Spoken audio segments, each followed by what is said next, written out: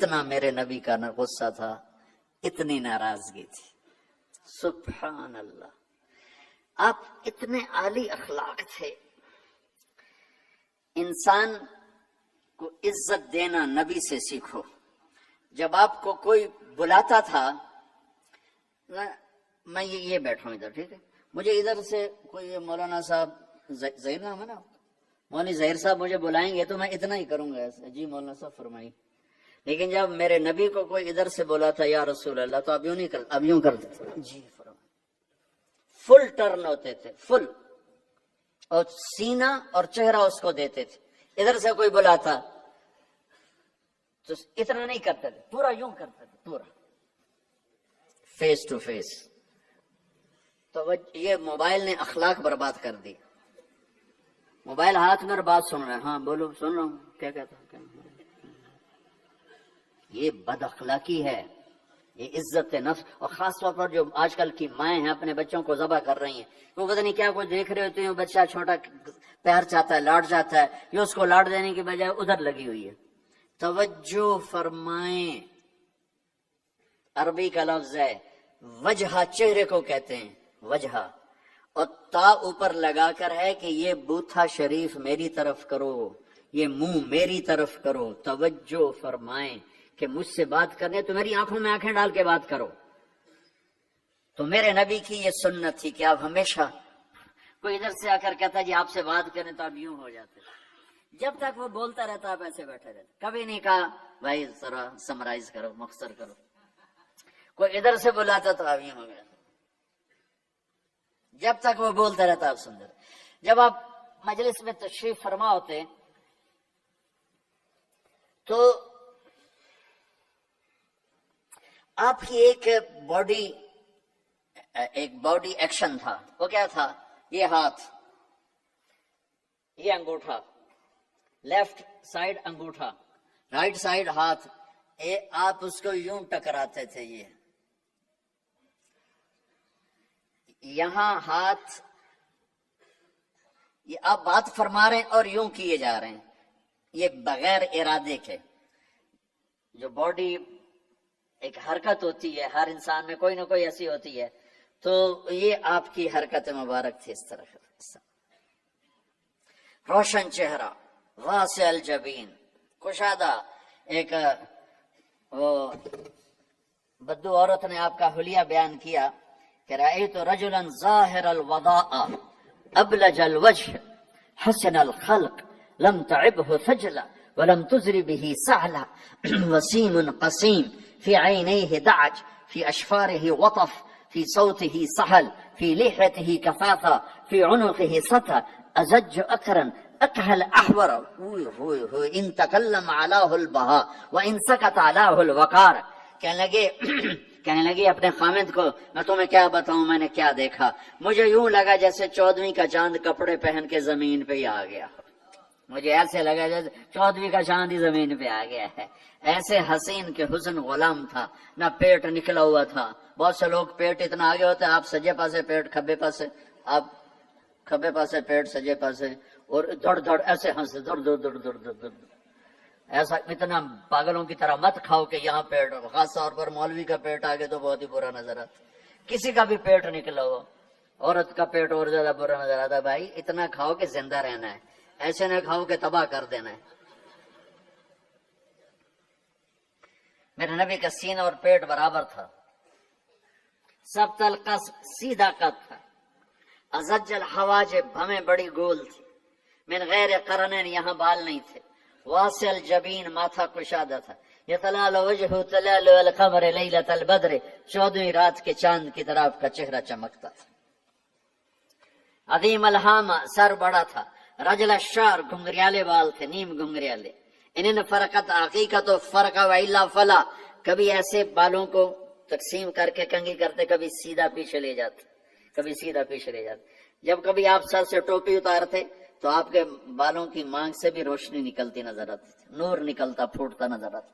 اما عائشہ اپنے سوئی سے کپڑا سی رہی تھیں، سوئی ہاتھ سے گر گئی، اندھیرے میں نظر نہیں آ رہی. اتنے میں میرے نبی انٹر ہوئے، آپ کے چہرے کے نور سے سوئی چمکنے لگی. میرے عزیزوں، امت محمد بیٹھے ہو، میں نے صرف دو ہی باتیں کی، ایک اللہ کو راضی کر لو، اس کو راضی کرنے کا طریقہ محمد مصطفیٰ کی غلامی ہے کہ محمد سے وفا تو نے تو ہم تیرے ہیں، یہ جہاں چیز ہے کیا لوح و قلم تیرے ہیں، اتنا بڑا مجمع آئے ہو، میں ہاتھ جوڑتا ہوں، نماز نہ چھوڑنا، آج کے بعد نماز نہ چھوڑنا، کسی حال میں نہ چھوڑنا۔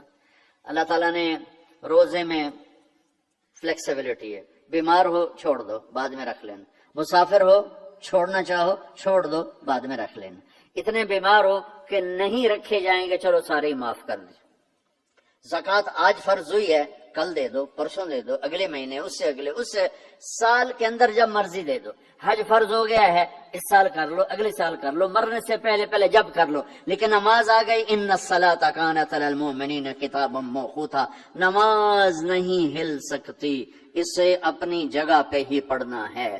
میرے نبی کے نواسے نے کربلا کے میدان میں نماز پڑھ کے پیغام دے دیا کہ زیر خنجر بھی یہ پیغام سنایا ہم نے کہ موت سر پر کھڑی ہے، جنت کے دروازے کھل چکے ہیں، اور جنگ سے پہلے آنکھ لگ گئی، آنکھ کھلی تو ہنسنے لگے۔ بہن زینب نے پوچھا یہ کون سا ہنسنے کا موقع ہے؟ فرمایا اللہ کے نبی کو خواب میں دیکھا ہے، فرما رہے تھے بیٹا میں لینے کے لیے آ چکا ہوں، ان کے لیے تو جنت تیار ہو رہی، جنت کی سرداری کا تاج سر پہ رکھا جا چکا ہے، ابھی دودھ پیتے تھے ماں کا، اور پھر نماز کا وقت ہوتا ہے، اور اللہ کے نام پہ یہ وہ جنگ ہے ایسے نہ پہلے کبھی ہوئی نہ بعد میں کبھی ہوگی، نہ حسین جیسا آئے گا، نہ وہ جنگ کا نقشہ بنے گا، نہ ایسے مظلوم آئیں گے، نہ ایسا نقشہ بنے گا۔ لیکن جب نماز کا وقت داخل ہوا تو آپ نے شمر کو پیغام بھیجا کہ جنگ روکو، ہمیں نماز پڑھنی ہے۔ ان کا ہم جنگ نہیں روکیں گے، ان کا ہم نماز نہیں چھوڑیں گے، کہ تم ادھر آ ستمگر ہنر آزمائیں، تو تیر آزما ہم جگر آزمائیں، کہ تو تلوار چلا میں نماز پڑھ، میں نبی کا نواسا ہوں، میں تمہیں نماز پڑھ کے دکھاؤں گا، تیروں کی بوچھاڑ میں، تلواروں کی جھنکار میں میرے نبی کے نواسے نے نماز پڑھ کے دکھائی، اور اپنے سارے ساتھیوں کو پڑھائی، اکیلے نہیں پڑھی میں پڑھ رہا ہوں تھوڑی چھوٹی، سب کو پڑھائی۔ آدھوں نے نماز پڑھی، آدھوں نے جنگ کی، پھر آدھوں نے نماز پڑھی، آدھوں نے جنگ کی، اور عصر سے پہلے سب کے سر کٹ کے نیزوں پہ چڑھ چکے تھے۔ تو میں سارے اہل ایمان مجمع سے یہ جھولی پھیلا کے درخواست کرتا ہوں، جہاں سے بھی آئے ہو نماز نہ چھوڑنا، اللہ کے واسطے، کبھی چھوٹ جائے فوراً قضا دے دینا، سونے سے پہلے قضا دے دینا، اگر قضا دیتے رہو گے تو انشاءاللہ پھر پکے بھی ہو جاؤ گے، چھوٹ گئی تو چھوٹ ہی گئی، یہ نہ کرو، چھوٹ گئی تو قضا دے لو، کوئی بات نہیں، قضا ہو گیا، قرضہ ادا ہو گیا، انشاءاللہ معافی مل گئی، کرتے رہو گے تو انشاءاللہ نماز پکی ہو جائے گی۔ اس کے بعد ایک حدیث سنا دیتا ہوں، صرف ایک حدیث پہ عمل کر لو، ساری دنیا بھی آپ کی، آخرت بھی آپ کی۔ میرے نبی نے فرمایا اربع من کن فیہ ما ضرہ ما فاتہ من الدنیا، چار باتیں مجھ سے لے لو، دنیا بھی تمہاری، آخرت بھی تمہاری۔ صدق حدیث، ہمیشہ سچ بولنا، جھوٹ نہ بولنا، ہمیشہ سچ بولنا، جھوٹ نہ بولنا۔ حفظ و امانت، کسی کو دھوکہ نہ دینا، کسی کو دھوکہ نہ دینا۔ سارے ایسے ترقی یافتہ ملکوں میں ہمارے انڈیا پاکستان کے نوجوان دھوکہ دیتے ہیں لڑکیوں کو، مقامیوں کو، کہ ان سے شادیاں کرتے ہیں پیپر بنا لیں، پیپر بنتے ہیں پھر بھاگ جاتے ہیں۔ میرے نبی کو بدنام نہ کرو، میرے نبی کو شرمندہ نہ کرو۔ ایک واقعہ لکھا ہے احسان دانش نے کہ دہلی میں جب انگریز کا راج تھا تو ایک یہ جو پک پاکٹ والا سردار تھا، اس کے آگے چیلے تھے، تو اس کا ایک چیلا، ایک شاگرد صرف 2 روپے لے کر آیا شام کو، تو اس نے اس کو پٹائی کی کہ صرف 2 روپے۔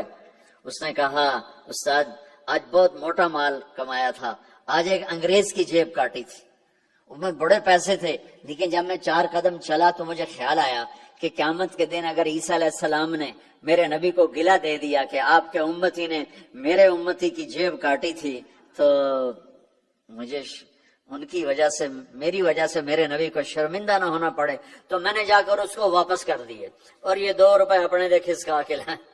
تو وہ اس کا استاد بھی رونے لگا کہ بیٹا یہ 10 روپے تیرا آج کا انعام ہے، تو نے کمال کر دیا۔ تو میرے عزیزو ایسا کام نہ کرو جس سے تمہارے نبی کو شرمندہ ہونا پڑے۔ یا رہتے ہو صحیح طریقے سے پیپر بناؤ، غلط طریقے سے پیپر مت بناؤ، ٹیکس چوری مت کرو، ٹیکس کی چوری کے لیے ہیلے بہانے جھوٹ مت کرو۔ مسلمان سچ بولتا ہے، جھوٹ نہیں بولتا، مسلمان دھوکہ نہیں دیتا، دیانتداری سے کام کرتا ہے۔ 4 ٹکے بچا کر کیا کر لو گے؟ جھوٹ تمہارے چہرے کی لعنت بن جائے گا، قیامت کے دن کی سیاہی بن جائے گا۔ اور میرے نبی نے فرمایا جو دھوکہ دیتا ہے وہ میری امت سے خارج ہو جائے، من غش فلیس منا۔ جو نماز نہیں پڑھتا میری امت سے خارج ہو گیا، یہ نہیں کہا۔ جو روزہ نہیں رکھتا میری امت سے نکل گیا، یہ نہیں کہا۔